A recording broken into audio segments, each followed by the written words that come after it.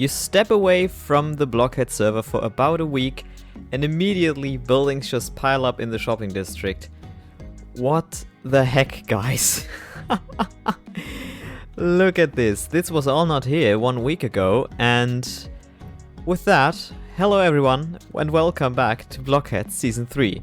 We are in Episode 3 and we start this one off in the shopping district because I have been absent for a week.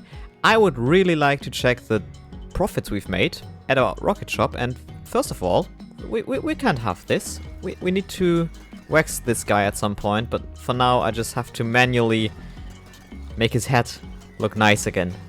As long as we have no wax, we gotta do the axe, and I mean that already looks a million times better, but let's see how many profits we've been able to make. Maybe let's start with the Elytra, because I think we've had 2 in there, and okay, 1 is sold, that's amazing. And I really like how Valkyrie just keeps on end busting. Now I feel a little bit bad because I'm just essentially gaining 3 diamonds from this by doing nothing, because I haven't been end busting since the end fight. And Valkyrie is just out in the end every now and then getting more Elytras. So essentially she's supplying this thing all on her own at the moment. So we might need to go end busting, because I don't feel we really quite earn the earnings from this store. But we definitely do earn the ones from these, and we are all sold out. Yeah, I renamed some of the diamonds I left for Val in there once.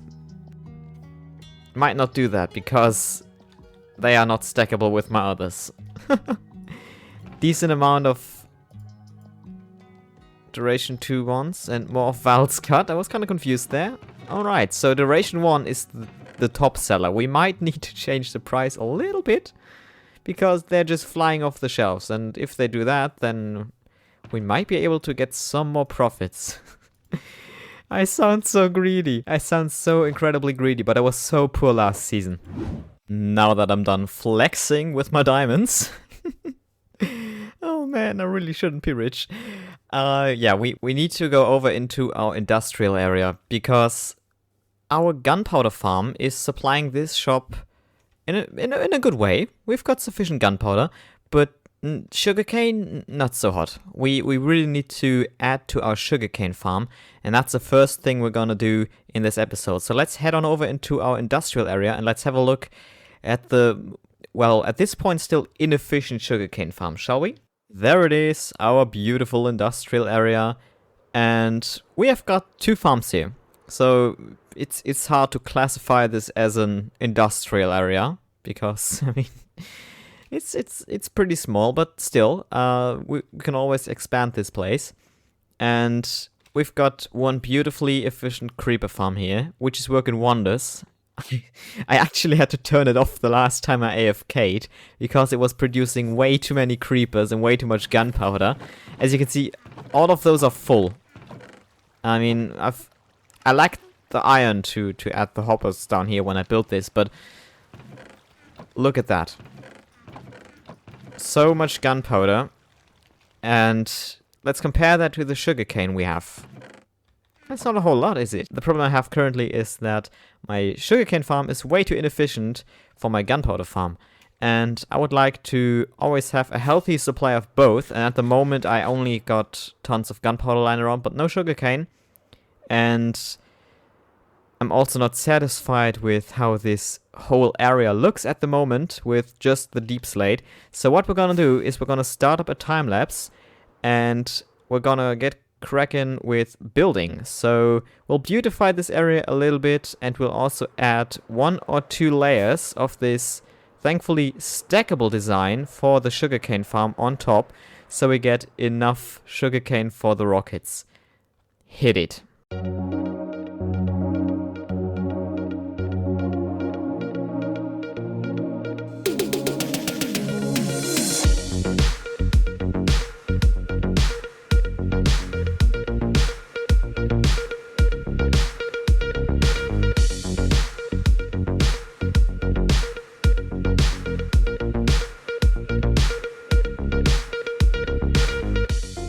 I hope you enjoyed that time lapse, and meanwhile we are back at our starter base, at our magical ravine, and I want to show you what I managed to do in between episodes. If you remember last time, Bearded Child was kind enough to give me 2 villagers, and it was a pain, but I got each and every one of them zombified twice, so we've got ridiculously cheap prizes, and they are all in their respective holes. They've got their respective roles, and they are now in the wall. Actually, yeah.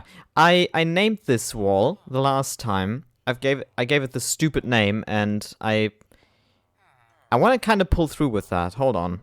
There we go. That's much nicer. Toertl's patented roll hole wall. Because we've got the villagers in the holes with the rolls, and they're in a wall. Oh, this is so dumb and I love it. But trust me, it took hours to get them from this breeding room, which I haven't left a single one. I couldn't wait for them to breed up more. As I said, it took hours to get them in here, zombify them, cure them in here, get them back, zombify them again, cure them again, and eventually deliver them to their respective holes. I don't want to do it again, and I've also got no more space if I want to add any more villagers in the area over here. Plus, this is our starter base and not our main base. Speaking of our villagers, I thought about maybe selling Did You Die boxes or some sort of equipment gear set that you can pick up in the shopping district in case you lose your items. Because we've got farmers which we can trade for emeralds. We've got our farms up there which can supply us with lots of this green, beautiful, shiny rock. And those rocks we can then, over at these guys, turn into diamond armor, which is ridiculously cheap. So it would not be a big effort to get loads of the stuff. Plus we already sell elytra. And we already sell rockets, which kinda, they can't be missing in a Did You Die box. And then also, we've got unbreaking, and we've got protection here. The only thing we would really need is mending, but we can buy that, as that would probably not be a big deal. We would still make a profit even if we bought the mending books. So Did You Die boxes may be coming soon. I don't know. But I'm definitely looking forward to that. Secondly, I've got mail. Look at that. I've seen this a few days ago, but I wanted to record it and discuss with Val what this actually means. Because Valkyrie has left me 9 totems of Undying. This, gift for Toertl, and talk to Val. Which all seems a bit cryptic to me, and she teased that she had some sort of business plan in mind, which she wanted to discuss in person. So why don't we summon her over and ask her what all this is about? Because if I can get totems of Undying for discounted prices, then definitely I'm so into getting these for cheaper than they are being sold in the shopping district. There she is. Bonk.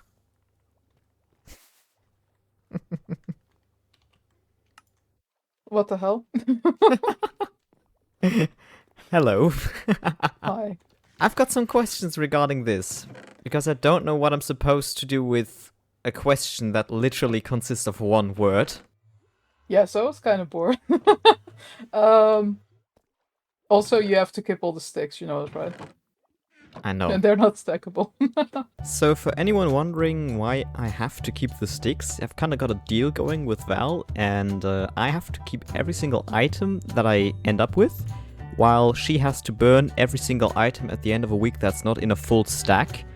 So that's why I have to keep the sticks she gave me, and I have to do something with them. I'm allowed to burn them or make a bow or something, though. See, I only just got rid of your, what was it? Val's cut diamonds, because I crafted them into blocks, but I can't do that with these. I know. Oh, you didn't think about that. I can use them as furnace fuel. God damn it. It's fine. I hope she won't think of it. You can actually make torch solvent too. Oh, right. No, Or so, a bow. And shoot huh? you with it.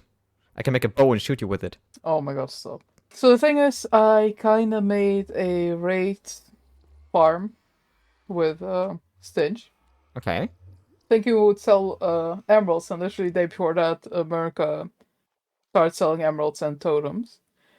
So that plan went out the window, but we still have a lot of totems left. And I thought, since I use a lot of rockets, and I'm dirt poor now, that we can come to an agreement of some sort. Okay, so you're saying totems in exchange for discounted rockets? Yeah.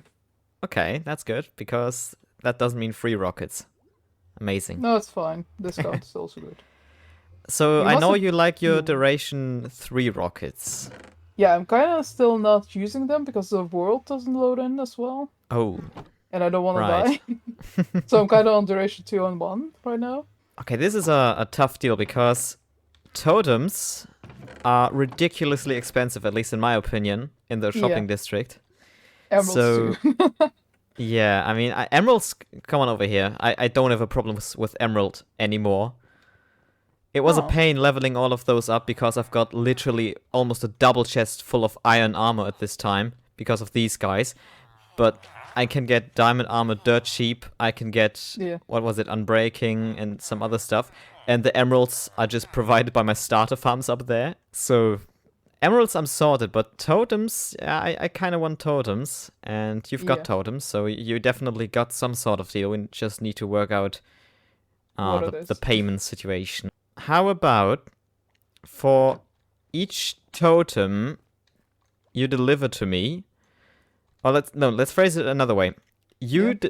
give me 1 shulker box of totems per month Sure. in return for a Mhm. double chest full of duration 2 rockets. Oh, that's the deal. Definitely. Amazing. You want to start now With what? with Oh, getting your shulker of emeralds? I mean, sure, it's still January. We've got totems. 3 days left, so I can cash in a shulker today, and then in half a week I'm gonna tell you, no, well, where's my shulker? Sure. I don't mind. Amazing. So I've got 9 already then, and at some point in the near future I've got another shulker full. So I don't need these shields anymore, which also makes this box even more useless. I feel like we've made a great deal with this, and I've also already received my first shulker box full of totems, and it's amazing. They've saved me literally so many times already, and now that I've got that beautiful deal, I will never die again, or at least I plan on never dying again. Let's see how well that goes. We are on 24 deaths, and we'll see how many we are on at the end of the season. Just generally speaking, I will die again, but I want to see how far I can go without. And now, the last thing I want to do in this episode is I want to build a little bit on this starter base, because it's looking mighty fine. I like my ravine, but you know, the entire area around is kind of looking a bit weird. I like this side with all the sweet berries, but I don't know about this side. This seems kind of off, to be honest. I've got this beautiful, nice side with the grass, and this one's just a wall of dirt, and it's kind of looking a bit two-dimensional almost. It's very flat, and maybe to make this a real starter base and to make it feel more magical, we also might add some buildings. A small wizard tower or something, right? Very simple stuff. And then, over at our beach, we also have to fix a mistake I made earlier. Yeah, there was gravity-defying sand right there. I mined it, and the entire beach collapsed upon itself. We need to fix all of that, and I think it's time for a small time lapse. So let's jump right into that, and let's build up our starter base to a state where we can call it finished.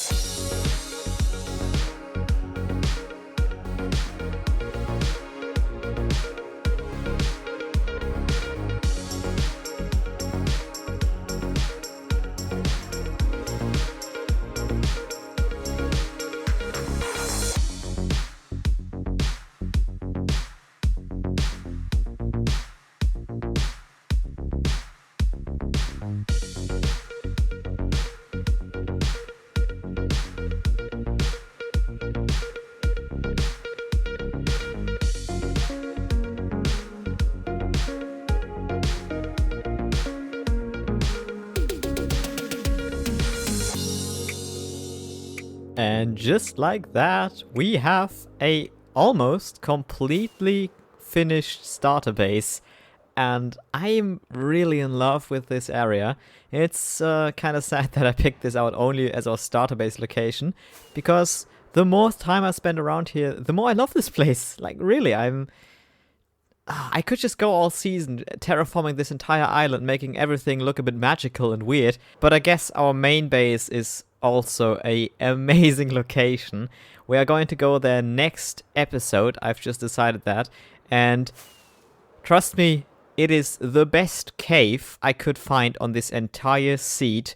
And I can't wait to start building there as well, because I've got some amazing ideas. But all of that for the future. For now, let's have a look at the starter base and the stuff I've done. So the first thing I did is obviously just I cleaned up the beach a bit.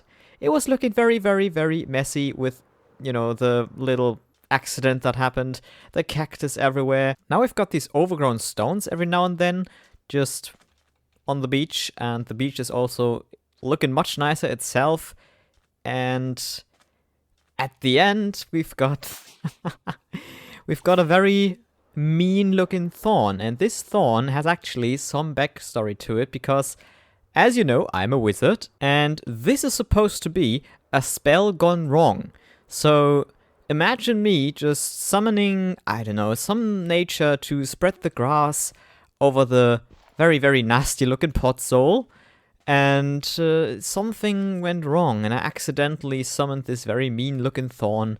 But it's been here for a while now, and I also made it look a bit overgrown, so it's actually already being reclaimed by nature. I already love to make that happen with builds. It's the same thing I did in my Season 2 base, where I just put the leaves all over the aqueduct. It just makes it look more natural, I think. Even though stuff like that in real life would not be necessarily as overgrown, I just like to go to town on the leaves and spam them everywhere. I think it looks neat. And apart from this very useless bit, we've also got some useful stuff. We've got these nice wheat fields, carrot and potato fields, and all of them are zoned off very nicely by those, well, crumbling stone walls. They don't look as sturdy as I would like a wall to look like, but it fits into the area so good. It fits so well here. And, of course, there is our wizard house attached to a wizard tower. I think it works. It looks like a more magical version of a medieval house, and that's exactly what I was going for. And now, what we have to do is obviously design it interior-wise. And I've got 2 shulker boxes prepared, so we can really go to town on decorating this place. And we've got multiple levels to decorate. I've also started to make a small map, so we can fill in everything in this area and have a look at how it looks in the end. And then, obviously, there is the tower up here, where we can look down on our animal cruelty pen. Please don't call Peter, okay? I swear this is okay. They're happy. So I would say, without further ado, let's just get all of these levels filled in with interior, and let's maybe start from the bottom up so we can gradually make our way up to the wizard tower, which I'm not saying I don't want to decorate it, but I'm gonna have a hard time because there's literally no place up there. Like, I can't fit a single thing. Excuse me, spider. You can't be up there. Now that the vermin is taken care of, let's start with the interior tour of this place. And when you enter, you've just got a very open room. Well, you can go up the stairs, you can pet Jelly, you can tell the time because of this nice grandfather clock, or you could just access a few workstations here. And when you move on into the first room, then you've got my desk with a fireplace and an actual seat which you can sit in. I always love these minecart chairs. They are amazing. And yeah, I also put down some wizard literature, and yeah, How to Harry Potter is a title. We've got I've got this oddly specific book, or this one. In case you're wondering who wrote these, it was this guy over here in the shopping district, the Archmage, and maybe that explains why I'm so bad at casting spells and accidentally summoning thorns. Like, this guy can't even get a hold of his trousers himself, and he's writing books about how to summon pants. Doesn't seem to work really well, does it? On the other side of the room, there is a very sneakily hidden door with a trapdoor, which Stinchar refers to as the toilet. I would just say it's an elevator, but no, it's apparently a toilet, and we're going down to our villagers this way. I've also added 2 more for our now very definitely happening Did You Die boxes. I still gotta come up with a decent name, because I can't just, I can't just call them Did You Die box, that's very too generic, and we need something with a wizard attachment to the name. But yeah, for now, this is our entrance down to our villagers, and we'll worry about the name for the boxes later. And that's basically the entire floor down here done. Let's head up to the second floor, and I'm not too fond of this. I've tried so much in this area and nothing seemed to work out, because the copper was kind of a difficult block to work with in that the color didn't quite work, if that makes sense. I've added a few different blocks, for example bookshelves, but as they are another type of wood, it looked a bit weird, it looked a bit off everything, so I just made a small desk. And this is, again, a second desk, but I think of this as my cartographer table, so I can actually color in maps here and hang them on the wall. And then there is the bedroom, which has, of course, a pink wizard bed. And I love this so much. Then I didn't know what to put here either. And again, I'm not too fond of this area. This is just a small potion brewing area. So we can, apart from the spell casting sorcery, also do some brewing and spell magic with, oh no, potions. Yeah, I really need to improve this story a lot, don't I? I'm gonna work on this, don't worry, but for now I'm kinda exhausted and I really don't know what to put here. And interiors aren't my strong suit either, so if you've got any ideas, please let me know. And then we've got, lastly, the tower, which I think looks very nice. We've got myself staring out at the night sky, or the day sky in this case. And we've got this beautiful, magnificent magic sky of sorts. It almost looks like a sky full of stars, but in pink, and it has crystals of it, of course just amethyst, but it looks like I casted a bit much magic in this wizard tower and just caused the ceiling to corrupt in magic ways. And then we also got bookshelves, because you can never have enough spellbooks somewhere. And that's basically it. That's all of our interior for the starter base. And with that, I think we've reached the end of today's video. We've done a whole lot, and next episode, as I said, we are going to work on our mega base. We're going down to our cave. We are also going to build up the backup box store in the shopping district and much more. So if that sounds enticing, I'm more than happy to welcome you back in episode 4. But until then, thanks for watching and goodbye.